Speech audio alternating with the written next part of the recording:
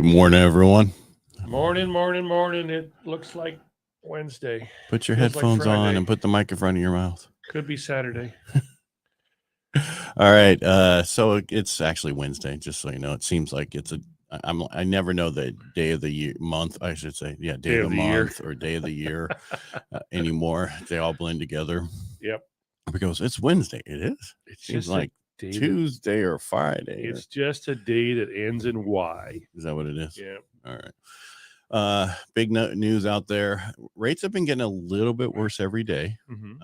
I'm talking a little bit, and one of the reasons is James Bullard. He is part of the Fed, and he made some comments about how he thinks the Fed should raise 75 basis points going forward. Okay. Yeah, he thinks there's no recession. Oh, that's at all. Yeah. And he thinks the banking sector is fine and that they need to raise more to make sure there's not going to be an issue going forward, where most of the members of the Fed think they're done, or at least the 25 basis points is all they need to do anymore. Mm-hmm. We feel they've done enough ourselves, but that's what we're looking at. That's why the rates have kind of gone that way. But if you look at the recession, I don't have a bunch of banners today because, Rotary board meeting went a little long, thanks to Jim Barolo. Yeah, I called him out. Anyway, just kidding. He had to go over a bunch of stuff. Was he a little long-winded? No, he just had a bunch of stuff to go over. If you look back at I'm going to look over here instead of, I guess I can do this. Go like this. Yeah, here we go. So on the recession, there are many signals that we're seeing from leading indicator and, economic indicators like the yield curve, manufacturing, housing, and they're all pointing to a recession. Yeah. And if you look recently at some of the data that we're receiving on the commercial lending standards and commercial loan volumes, we're seeing that they're about ready to fall off a cliff in some areas. I'm not saying here in Modesto, but in other areas. But in some areas. Yeah, they're all over. And the last time that this happened, there was 2 times. It was 2001 and 2008.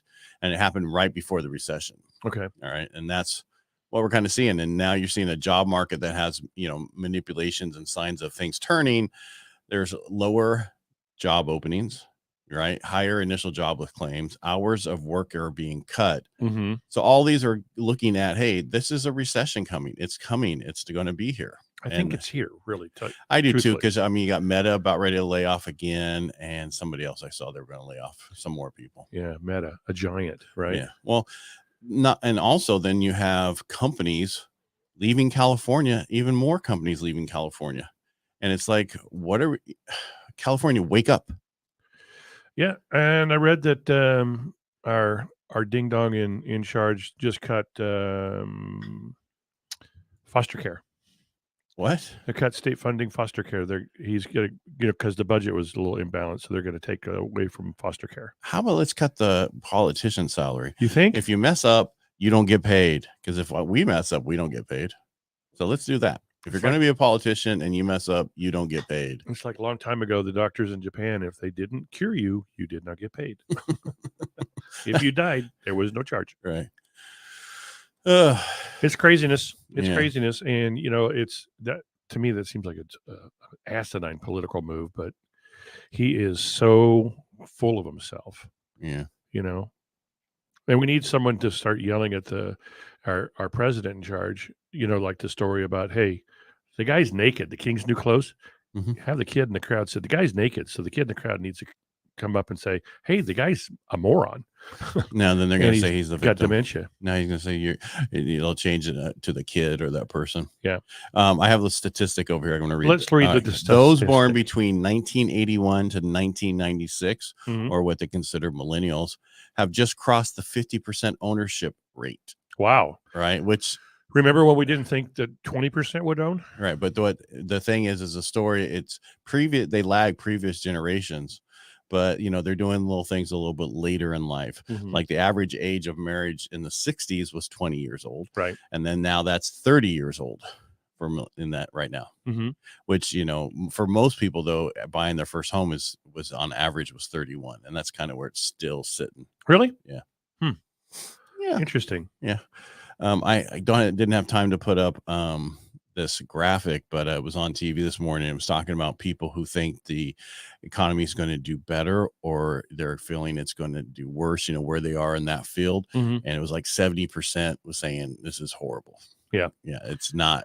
And there's only a small percentage, like 20. It's not recovering it's not increasing. Business isn't increasing like we thought it was going to do in January, and part of the real estate issue is, let me think, inventory. That's the issue. Yeah. And we've been talking about this forever. There's not enough inventory. There's a ton of people wanting homes, but you can only sell it to one person. And that's the problem. Only can sell it to one person, right? Yeah. Because you get so many offers on it, you can still only sell it to one. Yeah. Maybe we could do like a revolving home. Cut them in half. Like put a wall share. up. They get, I got an email from a account representative for a title company in town. She says, "Congratulations for having one of the 11 listings this week." And then the next week I had another listing, but listings are slow to come on the market for various and sundry reasons. They want to get through their tax season. They want to do this. They want to do that. They want to go travel. They're not in a hurry. They're afraid. They're not in a hurry. And these people have higher interest rates. They've owned a home for a while, and they're afraid that they're not going to be able to find a replacement property. They have lower interest rates, not high. No, they have higher than the 2 or the 3%. Gotcha. So they're already in like a 5% interest rate. Really? They didn't refi so it's like they would be making a lateral move, interest rate wise, but they would be making a move up because they've got so much equity in their home. Gotcha. So that's a nice thing, I think. Where do you find those people with the higher interest rates? Oh, they're past clients, and you got to shake the bushes and remind people that, oh, hey, look, I don't just sit at P. Wexford's, I do real estate too. While you're at P. Wexford's. While I'm at P.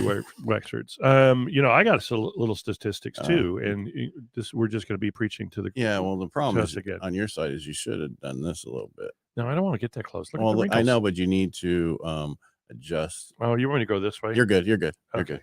I'm fixed it. What if I make myself go backwards again? You can do that. Hey, so Stanislaus County. I'm not just looking at Modesto, so I'm looking at all of Stanislaus County. Okay.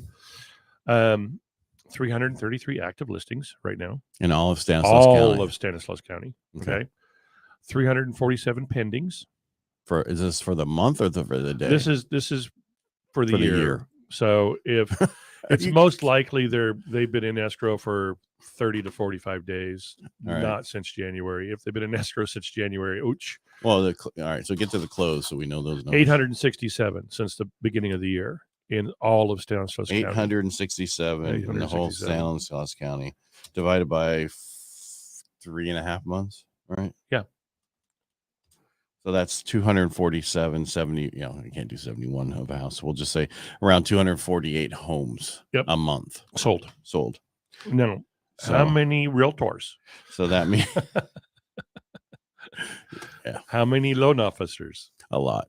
Yeah. Yeah. So if you 10%, I'm doing 10%, right? So that's you're doing good. Yeah. But a month, that's pretty good. So and it's the old adage used to be 20% does 80% of the work. Now it's like 7% does 93% of the work. Right.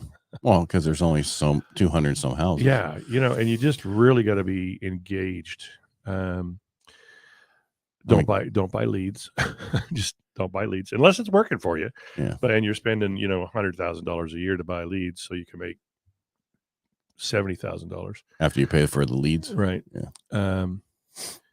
Work on your past clients. Call them daily. Yeah. Call them weekly. You know what I mean? Not the same ones over and over. Buyers that didn't buy. If you have 10, don't call the same 10 every week. Your buyers that didn't buy last year for some reason, talk to them or the year before. We're back into multiple offers, but still give them a call. If you write clean, you can get things accepted. The issue is really just there's just limited inventory and it's a good time to sell. But we're also in April, which is tax time right now. Right. But even though in California, you could push it off till October or something like that. October 16th. And not have to pay any penalty or anything. But, we're going to need numbers. We're going to need to see that you filed an extension, if you're, I guess not in California because of what they did, but I just don't know last year's returns and I just, going forward, I just don't know where we're going. You know what I mean? Because if you said we have 333. Yeah, but if we remember the last time I did the numbers off of what you had for California, that we were and that gonna was only be 161,000 for the year right. sales if we keep going the way we're going, even though usually, May, June, and July, pick up. yeah, big time, double or triple some of those numbers, but we're still not going to be at 430,000 homes. Yeah, or 450, and we're probably not going to be at 247, which is what we did last year. Right. So, I mean, it's bleak, but it's also positive because interest rates aren't as bad or aren't horrible. They're traditionally lower than national average, right? And you mean in the past 80 years? Yeah, exactly. Yeah. So, which was 7.6. Yeah, I was talking to the owner of the building here yesterday, and I was talking about the rate things, and he's like, "Man, that the pandemic was the lowest in his life, and he's probably close to 80. Yeah, right. And a lot of people are saying, I'm going to wait for 3%. I'm going to wait for this. You're not going to see it again in your lifetime, possibly. Yeah, you might see 4-ish and 5s. And you might be able to buy down to 3 with a lot of money. Yeah, but why? It doesn't make sense over time. No. So you can walk around and say, I got a 3% interest rate. Yeah. What it cost you? Oh, $25,000. They don't say that. They just say I got a low rate. Yeah, I got a low rate. And that's the thing about it. Parties, low rates and child rearing and politics are some of the things you don't want to talk about. Yeah. Yep. And I tell people, if you hear it from somebody, they got this rate, you need to ask them, how much did you pay for that? Oh, nothing. Yeah. The seller paid for it. Yep. Right. Exactly. I paid nothing for it. Yeah. Whatever. Yeah. You did. It's in your payment. It's in your price point. Yep. You offered 50,000 over and you got 10,000 back credit. Yeah. You paid for it. So I had a appraisal coming low. Really? I think I talked about it a couple of weeks ago. And so we switched different investor, ordered a new appraisal. First appraisal. So the house was was listed for 480. It was in contract for 460. The new appraisal came in at 412. Whoa. If you look at the house they bought it in January of 22. So, they paid a premium for it, right? At that point, because I got to ride over because I need to get this offer accepted. Right. They put in some concrete in the backyard and a few other things and thought it was now worth 480,000 in a market that wasn't going up anymore. Right. It was actually supposedly going down. Yeah. And so the first one came in at 412. So like I said, we moved it around. Next appraisal came in at 430. So 18 grand difference, but it's not the 480. Right. Right. And so now we're trying to figure out what they're going to do. So they put it on the market for 480 and they got a 460 contract. Right. Okay. So we already know it wasn't worth 480. It wasn't worth 460 either, but no. But I mean, you wind up landing there and the buyer's thinking I'm getting a deal because I got it for 20,000 less than what it was listed for. But the list price was a made up price to begin with. Because if you have a house you bought in January of 22, you're paying a premium 10, 20 grand over what it was worth. Right. And then you don't have enough time go by for it to appreciate. Not that much. I mean, yeah, maybe a couple years earlier it could have, right, but not in the county that this was in. And I'm not talking Tuolumne, so Merced. Which county are you talking? Merced. I mean, it's a good county and it's coming back, but there's no way that house went up there. And I try to explain to people, when you do stuff to your house, it's not love it or list it, where you're throwing it, you're just paying for the cost of putting the stuff in there. So whatever they do potentially has the effect of raising that value the equal amount. Mm-hmm. When you put in a bathroom and it costs you 30 to, these days it could go up to 50 grand. Yeah, exactly. You're not going to get 50 grand from that. No. You're going to maybe get 20 grand or it's going to say, okay, that house is now competing up with these other houses that were already remodeled. Right. And that's more likely what's happening. And, it might get you what's considered top dollar, but you're not going to get, just like you said, and it may sell faster because the new buyer doesn't have to do anything to the property. Right. But people expect bathrooms. They expect kitchens. They expect them to be, they want them to be updated, but if they're not going to pay over too much because they're going to do it themselves. Right. And they're going to have to pay. And the bathrooms and kitchens are expensive. And the bad thing is sometimes when you remodel a bathroom and then it sells, the people go, oh God, this is hideous. I'm going to redo everything in here. So they don't want to pay a premium for that. Right. Unless you go as neutral as possible, but kind of classy. So, I mean, it's a tough call. Well, you have to do your house as if somebody else is going to buy it, no matter what you do to it. You can't do unique colors or this or that. Yeah. People do all this stuff. I saw on, a station, and they're showing Kid Rock's new place. Have you seen this? No, does it got Bud Light all over it? No, he blew him up. No, he's building the White House in is it Tennessee or wherever he's at. He's building the DC it's White actually, House? Yeah, it's actually there. He's already done. He's putting in gold fixtures, gold this, right? And he's spending a lot of money, but it's his place. You know, it's going to be his place forever. It's up on the overseeing the hill of wherever he's at. But that's a unique situation where you couldn't do that in Modesto and get your money back. No. And I told you about one of our past houses. I put in Sub-Zero, Wolf, and it was overbuilt for the neighborhood, but I knew with the kids we had for the Sub-Zero would keep the food better longer and certain things. And plus I got a deal on them. Plus they would find the non-fat milk that's just behind one thing because it's that shallow. Yeah, it wasn't bad. But we did, but you get enjoyment of that. But not only that, but we had a huge, it changed the look of the house. So it'd sell right away, right? You put a pool in and it costs you 60 grand or 80 grand. And then you're not going to get that. You're going to get 10 to 15, maybe 20,000 max. That would be a lot. Yeah. But that's like Del 20. Rio. Yeah. But I'm just saying in general, you're not going to get anything close to what you put in. You get the enjoyment of it. Right. You get paid back over the years that you had it there. Right. That's the difference. Yep. And so you do that stuff not because you're trying to make money off of it, because you want to have a nicer thing to be part of. Right. But do it to where you're going to sell it. Yeah. Or you know what? Just don't care. Do what you like, and die in the home and let the kids deal with it later on. I know some people put Raider in the bottom of their swimming pool. That's really limits the amount of people who are going to want to buy that house. That's like me putting Denver Broncos in the bottom of my pool. Yeah. That's not going to be selling pretty fast. Well, the people that put Raider in the bottom of their pool are probably not moving. Or did they already list it? It's come up a few times, and the people have done certain things. Just, you want to create certain things that are generally most people want, right? Not just what you want, or only, especially if you think you're going to be moving in, the next few years. I just tell everybody to do it anyway. Yeah. Because you never know when you might have to sell your house and sell your house and not have a choice. The one thing we always try to do when we fix up a house is try to do something that when you walk into the home, you don't automatically say, "Oh, you did this in 2002." Right. Because it was the fad in 2002. Right. Yeah, that's important. Yeah. So because that's all changes. That's like the slate. Slate was a big one. Oh my God. Yeah, cherry wood. Yeah. I know when we did the one oak. Yeah. White oak. Yeah. Whitewash. Yeah, the whitewash or the platinum wash oak. I kind of, how many cabinets did I do with that? But in the 80s, when it was the big thing, 90s too. It still was coming around in the 90s. People didn't understand, and this was kind of where I kind of made a niche. People didn't understand that you could buy non-photovoltaic or photochemically reactive lacquer, meaning when you lacquered the whitewash cabinets, if the sun hit it, it was not going to sunburn it or suntan it. So it would always stay perfectly clear. So it never yellowed. Oh, okay. A lot of painters didn't know it was available and didn't understand that there was a cause and effect. And so my whitewash cabinets, if they're still there and not painted already, they still look like whitewash cabinets. Right.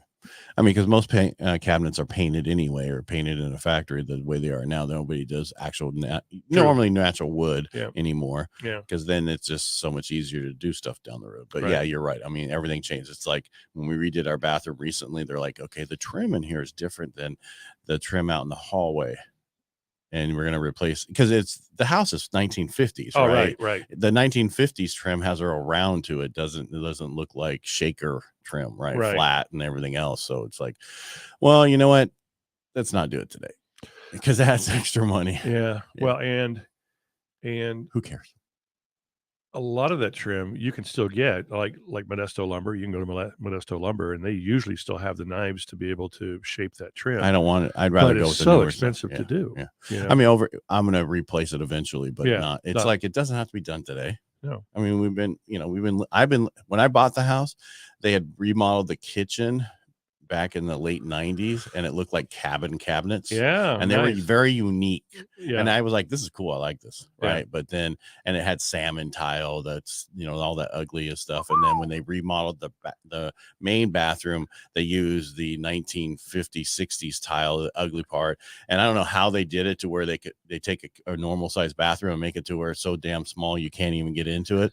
You know what I mean? It's like, and now we remodeled it. It's like, wow, look at all the room in here. Yeah, exactly. Right. And they had door for the cabinets, and it's like, no, we put cabinet doors on there and do things to where it's easier to get in. And you can tell it was somebody that owned the home did the work.